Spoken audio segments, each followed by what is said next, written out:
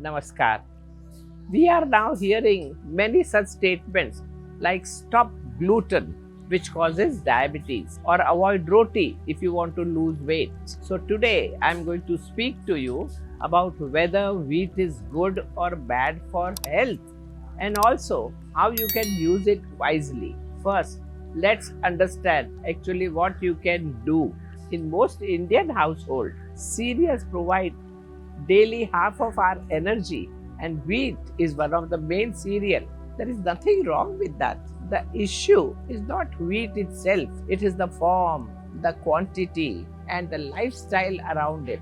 If you are eating a refined maida in the form of bread, biscuits, bakery items, noodles, and packed snacks, that is not the wheat our ancestors consumed. Whole wheat atta that contains fiber, vitamin B, iron, magnesium, and plant compound that supports metabolism. One chapati gives roughly 2-3 grams of fiber, which helps bowel movement, supports gut bacteria, and slows sugar absorption.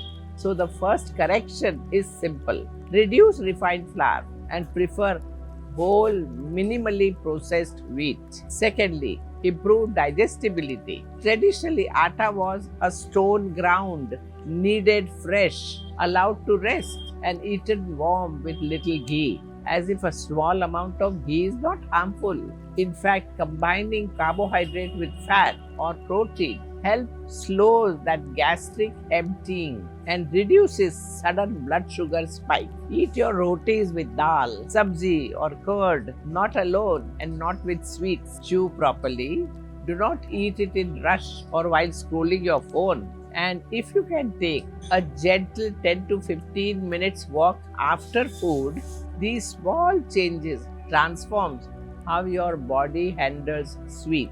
Now let us look at the bigger concern. India today has 90 million adults living with diabetes. According to the International Diabetic Federation, obesity, PCOS, fatty liver, and digestive complaints are also rising in cities. Sometimes eating wheat is given the reason for this, but it is the too simple roti, or is it late night dinner, sedentary job, emotional eating, oversized portion, and a lack of movement. When wheat is heavily processed and eaten in excess without any physical activity, blood sugar rises quickly and repeatedly. Over time, this strains insulin's response. So, yes, misused wheat can contribute to imbalance, but that is different from saying wheat itself is not good for you. From an Ayurvedic perspective, wheat has madhurras, a sweet taste, and it's nourishing, strengthening, and mildly cooling. It supports vata by providing stability and strength.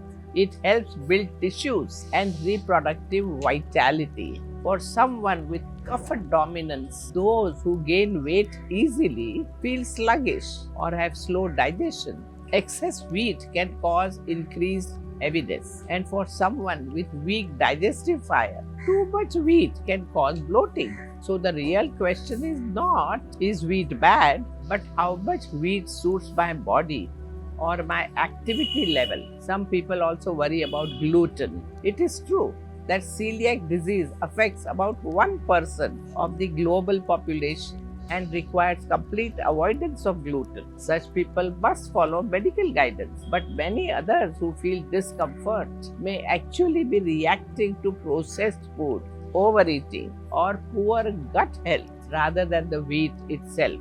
If there are persistent symptoms like chronic diarrhea, unexplained anemia, or severe bloating, proper medical checkup is important instead of self-diagnosis. At the same time, we should also remember the benefits. Whole wheat provides steady energy because it is a complex carbohydrate. It supports digestive health through fibers. Regular whole grain intake lowers the risk of heart disease. The B vitamin in wheat helps nerve function and energy metabolism. In a balanced diet, wheat can contribute strength and stability. However, moderation is essential. Avoid large wheat-heavy dinner late at night. Avoid combining roti with sugary desserts in the same meal. Rotate your grains during the week. Include millets like jawar, bajra, or ragi.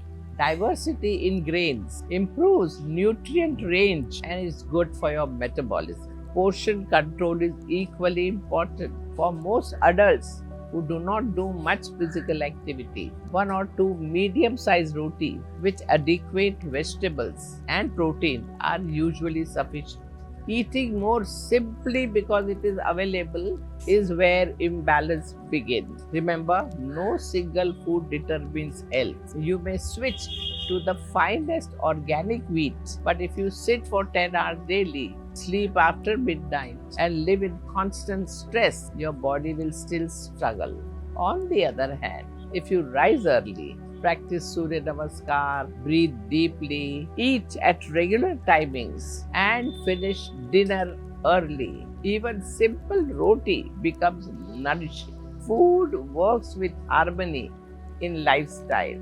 So, is wheat good or bad? Here, let me ask you something very simple. The same wheat roti that nourished our parents, grandparents, gave them strength to work in the field, raise families, and live active life.